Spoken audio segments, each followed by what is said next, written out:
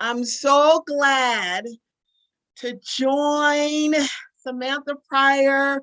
She's representing the family, Samantha Pryor and Brandon Pryor. I'm so excited. I was so looking forward, Samantha, to being able to spotlight all the amazing things that you and your husband, Brandon Pryor, that you're actively doing in the community and just continue to do. I wanted to start off just by saying, woo-hoo, I am a warrior myself, class of 89. Woo, woo, woo. Okay. So I just wanted to start off like, wow, just the huge congratulations to the Warriors, to the Warrior Nation, just the impact that it means just for the win. I know that was so motivating, for the team, for the community, just moving forward, in this new season, of the new things that are going on in the far Northeast community. So I just wanted to put that out there first and have the congratulations. And just if you could talk a little bit with us just about the one. I'm telling you, it's just so amazing. I could go on and on. I know we can't go on and on, but I'm just so honored to just be able to have this chat with you today. If you could just share with us just so many things that you and Brandon, and of course, along with the support system, that you have, the work and the impact that you all are doing in the far Northeast community. Sure. Well, first of all, thank you so much for having me. It is certainly a Yes, pleasure to be ma'am. here and an honor to be here with you. And thank you so much for inviting me to speak and for highlighting us and the work that we're doing. I appreciate that. We appreciate that. So yes, we did just win the 5A state championship on Friday, and what a journey it has been to get there. It was a really big win because of what you're talking about. There were a lot of inequities. And so really that's really how how our fight got started was because Coach Lindsay, I'll never forget the day that he called Brandon and asked him if he was interested in coaching. It was my birthday. I remember what I was doing. And I just remember there was a shift. Yes. And we got married that year. It was 2017. And I just want to give God all the glory because he really made everything. He gave us he really gave Brandon an assignment to do this work. We didn't really know or understand that it was going to be of this magnitude, but I Yes. remember how hard Brandon prayed. And I remember how hard he worked to get ready to go. Like he got started, like I said, when he started coaching the football team. And just a little bit of background for folks who don't know, Montbello High School was closed down, I think in 2010 or around that time. And Brandon and I were at those meetings where, DPS kind of had already made up its mind Right. about closing the school, but then it started having these community meetings. Right. So the interesting thing is that Brandon and I were at those meetings and we were protesting then. But then, of course, like I said, they had their mind made up anyway. They went ahead and shut it down. When they shut Montbello High School down, they created 11 different high schools to replace it in the far Northeast. There are so many different inequities that were created by that. They had 5 schools inside of the Montbello High School campus, inside of that school. And these are the sort of things that Brandon and Coach Lindsay and Gabe Lindsay started realizing. I mean, they didn't have coordinated bell schedules. So it's really Right. hard to get all of those players from 11 different high schools to get to Together. practice on time.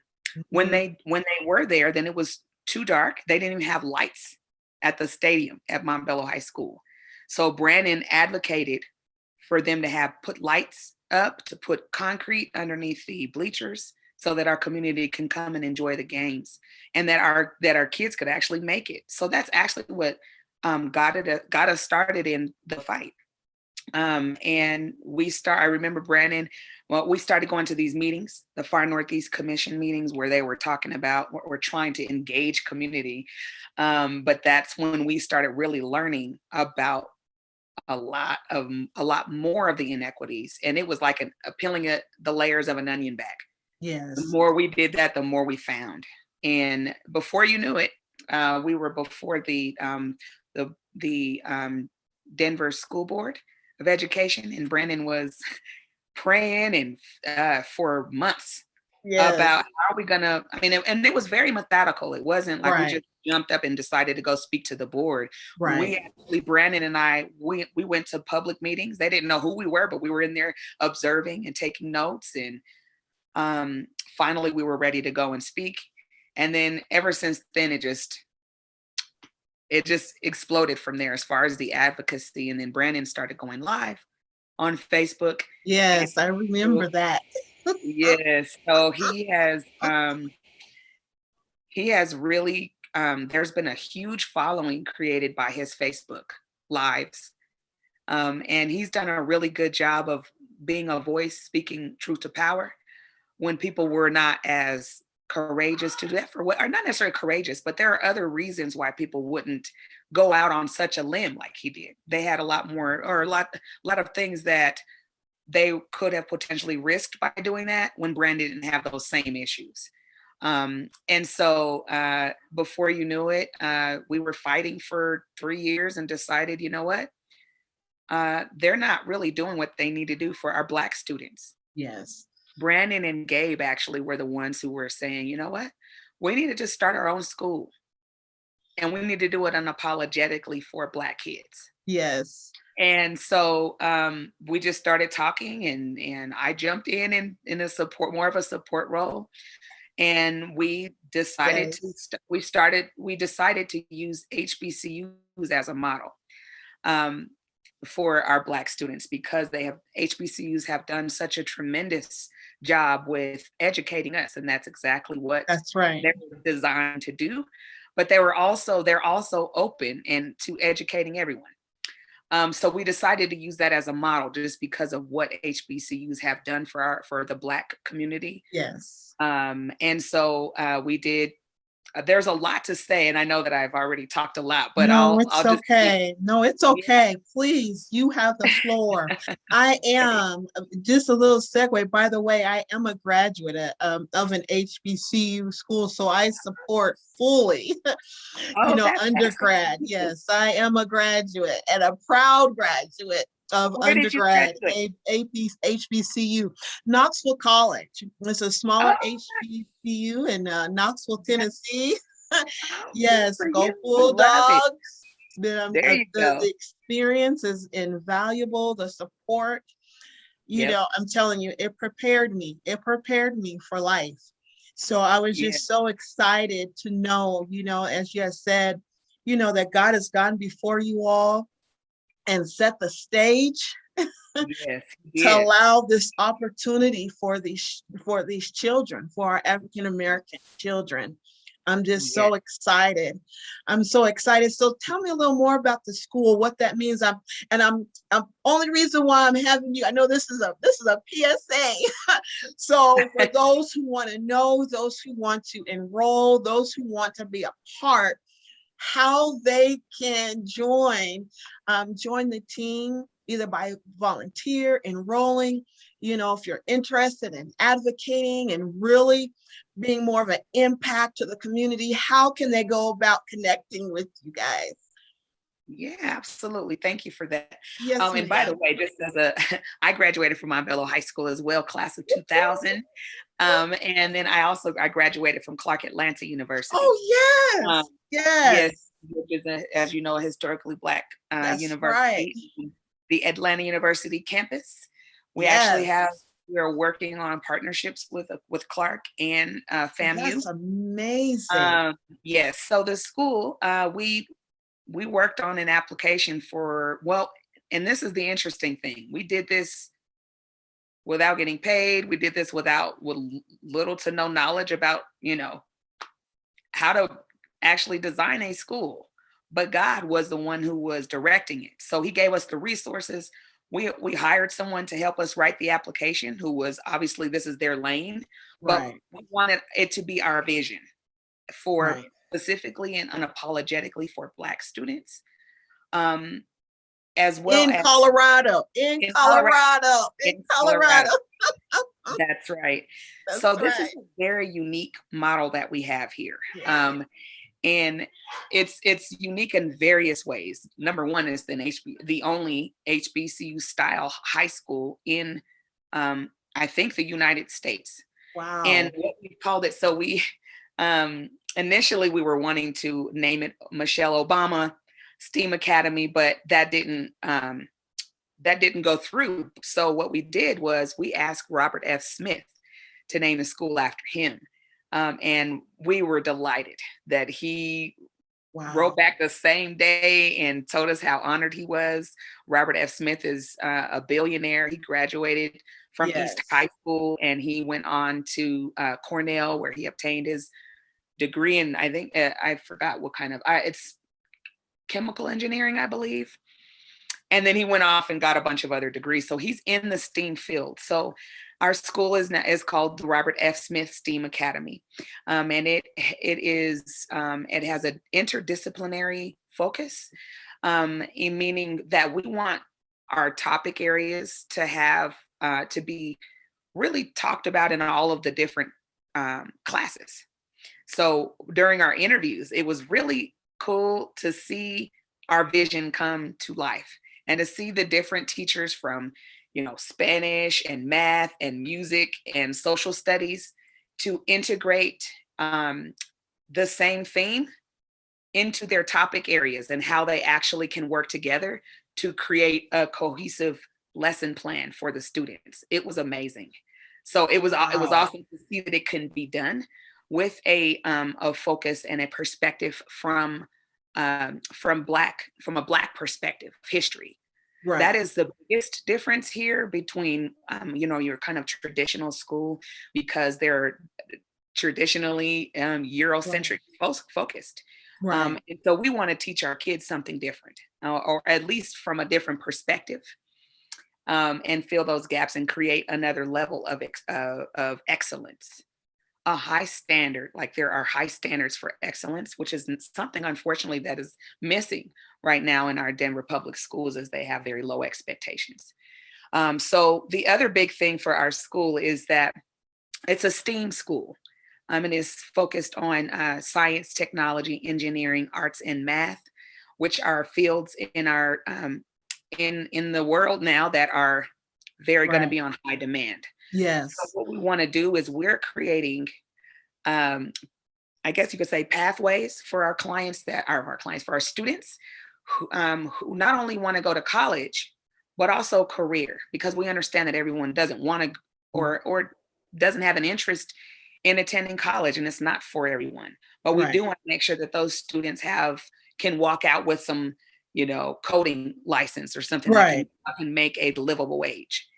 Um, we're not going to pass our students through. So in order to enroll, you can go. I believe you can go on to DPS dot or DPS dot. Oh, I've got to get the address for you. You go on No to DPS's worries. website and find the Robert F. Smith STEAM Academy and enroll that way. Um, Right. and so there will be opportunities for informational sessions. You can also look us up on our website, which is also can be found on DPS's website. I think you could do a search for Robert F. Smith STEAM Academy on their website, and it will pull up ours. And then it will have a bunch of information on our school, our new principal, who is amazing. We hired her. She's from Florida A&M and is working on those partnerships. She's Wonderful. amazing. So Oh my gosh, that's so amazing. So with those informational meetings, will those who are interested and just kind of joining the team, will they have opportunities to be able to connect or collaborate or partnership with you all? So there might be different ways that people can help and volunteer. At this point, we're hiring staff and all of that, so we're pretty focused on that. The information sessions are more for families who are interested in sending their kids to our school. And so what we've done in the past, and leading up to this point, our principal, Dr. Shakir Abney Wisdom, she has been doing coffee chats. Oh, Excuse me. wow. And they've been, and I believe that they're posted, and we also have a YouTube channel. Oh, They're all wow. posted on our website. And so anyone can go and learn more about our school and what we're doing by going to the website and or to the YouTube channel. And I can Okay. look it up right now. Oh, amazing. Amazing. Thank you so much. Go ahead and keep looking as we're talking. Yes, I have it here. This It's is Robert. so, I'm just so excited. Now your school begins in the fall, right? Is it this fall that you start the That is school? correct. It opens Yes. in the fall, and you can actually visit robertfsmith.dpsk12.org and learn more about the school as well as information on how to enroll. Yes, ma'am. Yes, ma'am. Is there any other information? I know that there are other, oh gosh, there's so much that you all do. God bless you guys. You guys, your hands are on so many things. I'm just so amazed, Thank at you. the giveaways, the commitment that you guys have to the community is just so amazing. I'm so thankful for this time. Is there Thank anything else you. that you would like to share with us today? Um, Not necessarily, just we appreciate all of the support and prayer. Oh, you're right. We are continuing to do a lot of work in the community. This is also another, I guess, opportunity for me to talk about National Action Network Colorado. Yes, I was Uh, waiting. Yes, we do have quite a bit going on, but that would be an opportunity for yes, people ma'am. to volunteer and really help, Okay. because there are a number of focus areas that we have for National Action Network Colorado. It is a chapter of the National Action Network. It was started by Reverend Al Sharpton. It's a civil rights organization, and we have areas of focus including education, financial awareness, and empowerment. We also have various other areas that we're working on, and we've actually gathered community organizations and leaders who are already doing this work inside of our community. Wow. And so we're all gathering together to address these issues. And that's actually what has we've gotten started, but we're not up and running, so to speak, as Okay. much as we're getting there. We just started in March. And Okay. so we're building the team and getting ready to get some calendar events started. And so we're really excited about that. And you can learn more information on that. We have a Facebook page, National Action Network Colorado. Okay. Yes, I was waiting for you to bring that up. That's so exciting. That's so exciting. I'm telling Yeah. you, there's so many ways to get involved in the community. So thankful for your commitment to the community and outreach. I know it's not an easy thing, but as you said, God, He brings help, He brings resources, so we're just thankful for your commitment and your yes, that Um, you guys have just said yes to help strengthen, I mean, really be about strengthening the community. So we just oh, thank you, appreciate and it. A we look pleasure. forward to seeing more things coming from you, coming from the Brandon family and the far Northeast community, and the African community at large is seeing, what's in store. So Mhm. please reach out, go on YouTube, Facebook, search it out. I'm telling you, this is a great connection for true community work and outreach. Thank you so much, Samantha, so You're much for welcome. joining us today. Thank you for having me Thank as you. Yes, well. Thank ma'am. you. Football Yes, stuff. yes. And you want to add it, girl? Look, God is He's working it out. We'll add it. Yes. So, Yes, ma'am. What like else you would you mentioned, like? yeah. So, like you mentioned, there are a lot of things that we've been doing, and it's really to just meet the needs in the community. So, one of the things that we did, well, Brandon Pryor and Gabe Lindsay, they started Warrior Nation football. Actually, Warrior Nation, and Warrior Nation is a youth sports group. It now includes football, cheerleading, Oh, wow. basketball. We're trying to create wrestling. But what they did was they created Warrior Nation to be more of a feeder program Mhm. into the Warriors high school program. So that has really taken off and has really been a blessing to the community because it's been like, for one, it's a big reunion for all of us Right. It when we sure play the is. games and It everybody's there. absolutely is. Yeah, and it's unifying. And so what he's trying to do and what they're trying to do is unifying all of the different little league teams in our area because we need to be unified. Yes, that's But he's right.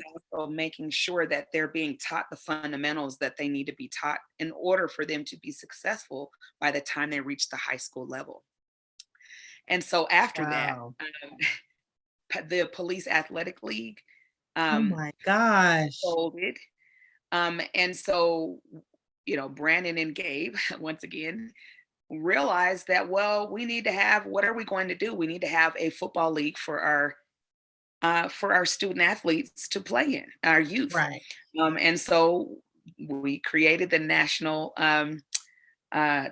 Youth Football League. And so now that organization is now serving thousands of students across the Denver metro area. We have, I think it was 13 different organizations who signed up to be a part of that. And now we're also a part of the American Youth Football League, which is a national charter. So Wow. we are going into our second inaugural year. This was our second year, but COVID kind of Right.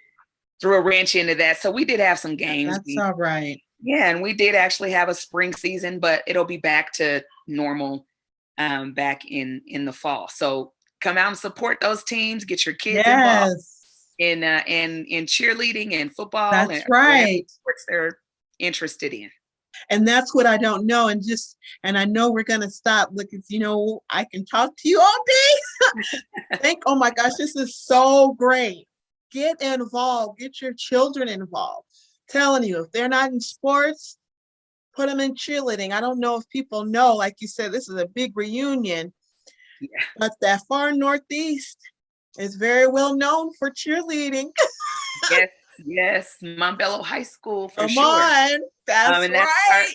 we've got some good coaches out that are teaching. So and it's just good for the kids to get out. It's good for Yes, social emotional. It helps these kids with their confidence and to that's be right. disciplined by someone other than their parents, excuse me. Right. I know it's been a huge blessing to my family and to my kids. So we encourage folks to get their kids involved in sports and other, educational opportunities throughout the area. Wow.